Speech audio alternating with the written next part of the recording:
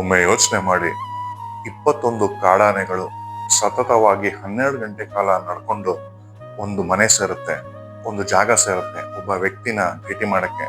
ಆ ವ್ಯಕ್ತಿಯ ಹೆಸರು ಲಾರೆನ್ಸ್ ಆಂಥೋನಿ ಅಂತ.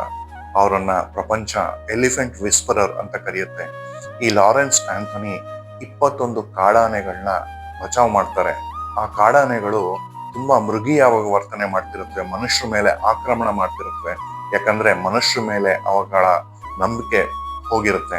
ಅಂತ ಸಮಯದಲ್ಲಿ ಈ ಲಾರೆನ್ಸ್ ಆಂಥೋನಿ ಅವುಗಳನ್ನ ರಕ್ಷಿಸ್ತಾರೆ, ಅವುಗಳ ಜೊತೆ ಒಂದು ಸಂಬಂಧ ಸ್ನೇಹ ಬೆಳೆಸ್ತಾರೆ, ಕೊನೆಗೆ ಒಂದು ಪರಿವಾರ ತರ ಅವುಗಳ ಜೊತೆ ಇರ್ತಾರೆ. ಹೀಗಿರ್ಬೇಕಾದ್ರೆ ಒಂದು ದಿನ ಅವರ ಸಾವಾಗುತ್ತೆ.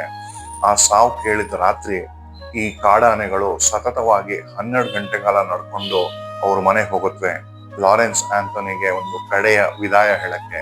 ಅವ್ರು ಹೋಗಿದ್ದಾರೆ ಅಂತ ಯಾರು ಈ ಆನೆಗಳು ಕೇಳಿಲ್ಲ, ಆದ್ರೂ ಅದಾಗದೆ ಹೋಗುತ್ತವೆ. ಇದು ಒಂದೇ ಸತಿ ಆಗಲ್ಲ, ಪ್ರತಿ ವರ್ಷ ಮಾರ್ಚ್ 2 ಅವ್ರ ಮನೆಗೆ ಹೋಗುತ್ತವೆ ಒಂದು ಟ್ರಿಬ್ಯೂಟ್ ಕೊಡೋದಿಕ್ಕೆ. ಇದರಿಂದ ನಮ್ಗೇನ್ ಅರ್ಥ ಆಗತ್ತೆ ಅಂದ್ರೆ, ಒಂದು ಹೃದಯದ ಭಾಷೆ ಮನುಷ್ಯ ಅಲ್ಲ, ಪ್ರಾಣಿಗಳಿಗೂ ಅರ್ಥ ಆಗುತ್ತೆ.